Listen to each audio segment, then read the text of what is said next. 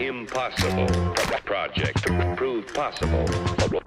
For the mass production, this process involves what may be called mix it up a bit, mix it up a bit, level the sound and get down, mix it up. Bonjour, c'est Hassan. Donc, pour la première question, est-ce que vous pouvez nous parler de la naissance de 109? Donc, c'était en 2004. On s'est croisés. La décision de se lancer déjà après un parcours dans une agence, après un parcours, là ça a pris plusieurs agences. Mon parcours en agence et après en expérience en marketing de grande consommation. Donc l'idée était là de se lancer. Et après, le choix de Sfax. Le choix de Sfax était fondé sur des critères surtout par rapport à l'investissement qu'il y avait en communication en l'absence d'une agence locale. Donc il y avait une vraie opportunité, qu'il y avait juste des petites agences de graphisme, des agences graphiques, des clients qui venaient vers Tunis pour exécuter leur campagne. Donc on s'est dit, voilà, on va ramener Tunis à Sfax et l'expérience d'une agence de communication à Sfax. Donc dans le temps, l'étude montrait à peu près 5 millions de dinars de budget publicitaire de clients qui partaient à Tunis à la recherche d'une agence. L'idée de s'installer à Sfax. Et rapidement, le développement de l'agence, c'était de faire, parmi les priorités, de faire un théâtre à Tunis. Et pour équilibrer un peu entre clients et entre exécution qui était, je dirais, partagée à 70% de production à Tunis. Le challenge c'était qu'on a tout refait presque à zéro. Il fallait refaire une notoriété, refaire des success stories sur place pour que les clients prennent confiance parce que c'est un domaine qui n'est pas quantifiable. Donc les gens là-bas avaient besoin d'une démo, d'une histoire réelle pour. Et le bouche à oreille, il a beaucoup fonctionné. Et heureusement aussi qu'on a gardé le souffle pour travailler sur les deux fronts, Tunis et Sfax en parallèle. Donc on ne s'est pas englouti là-bas. Donc on a gardé tout notre patrimoine relationnel. On a travaillé en parallèle des deux sites. Mais dès le départ, dès la naissance de 109, vous avez eu des clients forts. Oui, par rapport à ce que je disais tout à l'heure, l'absence était, je dirais, flagrante. Donc pour un client qui a son département marketing à Sfax, c'était difficile de se déplacer à Tunis et avoir une solution complète, une agence qui fait le 180 degrés ou même le 360 degrés en termes de service était une idée fantastique pour les grandes comptes de Sfax. Donc la différence peut-être en termes de positionnement, c'est le côté assistance et conseil en marketing et en communication. Ça veut dire par rapport à d'autres agences, on partage beaucoup les challenges avec les clients, que ce soit au lancement, au relancement, que ce soit on gère beaucoup les problématiques, même marketing avec notre agence. Et on a même des contrats de conseil en marketing avec pas mal de nos clients. Donc je dirais qu'on est leur département marketing détaché ou carrément leur département marketing parce que pour pas mal de clients, la notion de marketing d'une équipe marketing n'existe pas. C'est ce qui fait un peu la différence avec d'autres agences. On est une agence à taille moyenne humaine, donc pour être prêt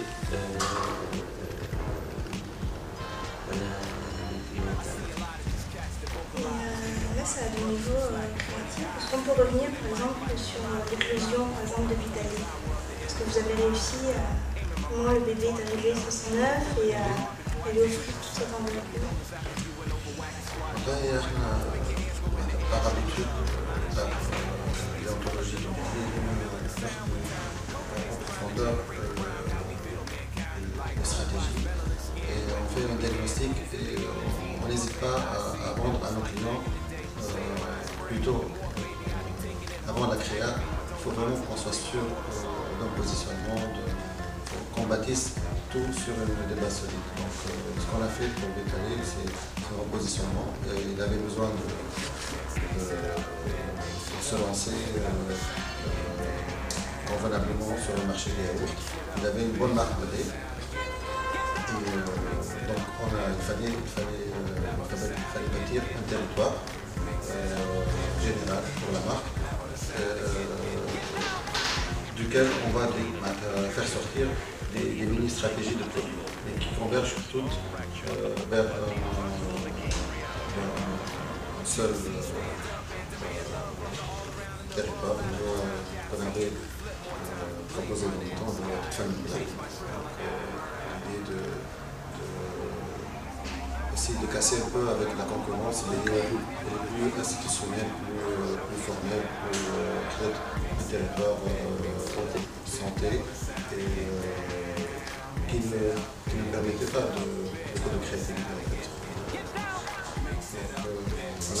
On avait senti une vraie opportunité de lancer pas mal de produits sous l'ombrelle. Donc juste il fallait préciser que Bécalé, c'est un contrat qu'on a fait sur 2 ans, en 2010.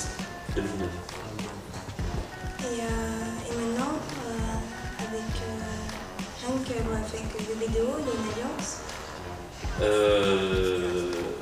Justement, c'est une alliance avec le BBDO France uniquement sur le dossier Hank Schwarzkopf en Tunisie. Donc on gère les marques Schwarzkopf cosmétiques, pas palette, souplesse, des bitcoins, des j'en passe, à travers le BBDO France. On était sollicité uniquement souplesse. Dès qu'il y avait le rachat de souplesse par Hank, ils ont continué à nous faire confiance pour la communication de souplesse. Petit à petit, ils nous confiaient d'autres marques et d'autres budgets. Et finalement, on avait l'opportunité ils ont proposé de prendre toutes les marques de Schwarzkopf. Et cette alliance, comment ça se passe? Qu'est-ce que ça a apporté à son œuf? Ou c'est plutôt son œuf qui a apporté? Ou c'est un échange? Je dirais pour son œuf, quand même il y a un peu de rigueur par rapport à un géant mondial qui est BBDO. Donc par rapport aux réflexions, par rapport aux maquettes et par rapport à l'exécution des projets. Et par rapport à Hank, il y a pas mal de stratégies élaborées par son œuvre, soit en termes de création.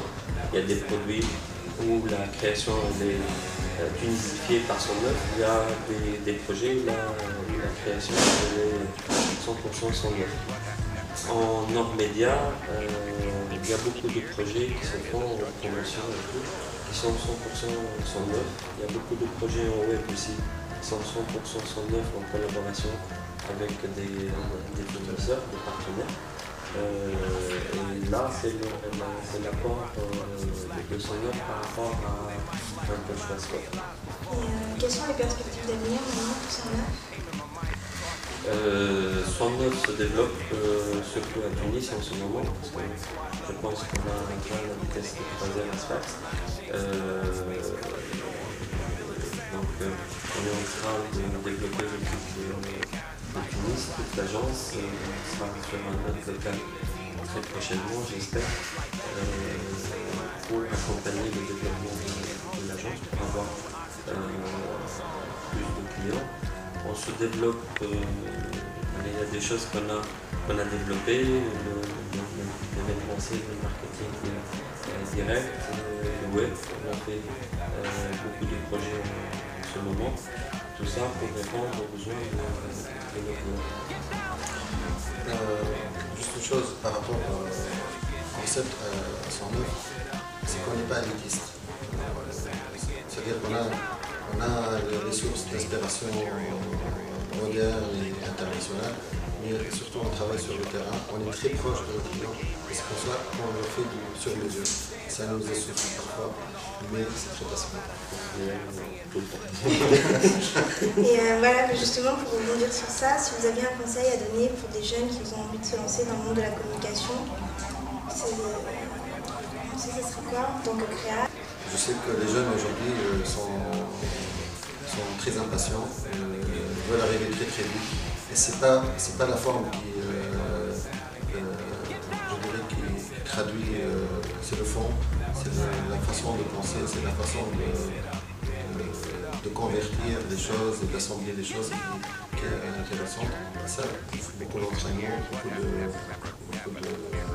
de modestie et d'intelligence. Ça va être la fin de cette interview. Donc déjà, je tenais à vous remercier d'être venu. Et maintenant, vous avez 1 minute où vous pouvez dire tout ce que vous voulez devant la caméra. Donc je commence. Oui. J'espère que le monde de la communication va s'améliorer. Je profite pour parler de l'ACC. On a fondé l'ACC pour améliorer ce métier. Ce métier qui a beaucoup de problèmes, malheureusement, qui s'est dégradé pendant les années passées. J'espère qu'on fera du bon travail, rien que pour améliorer ce métier, pour que les nouvelles générations puissent puissent s'éclater, puissent faire des choses même au niveau international. Il n'y a rien qui manque à nos compétences. J'espère que ce métier se développe. Moi, j'ai un mot à dire pour les jeunes créatifs. Croyez en vous-même, apprenez. Puis, il n'y a pas de différence entre l'Europe et les Américains et les Tunisiens. On a tous les mêmes neurones, les mêmes cervelles. Il faut juste creuser pour s'inspirer le maximum. Et il faut beaucoup de souffle et d'effort, mais à la fin on est tous égaux. Et il faut croire qu'on peut être des héros. Merci beaucoup. Merci. Merci, je suis désolée, je vous ai pris beaucoup de temps. Ça c'est l'interview. Mix it up a bit. Level the sound and get mix it up.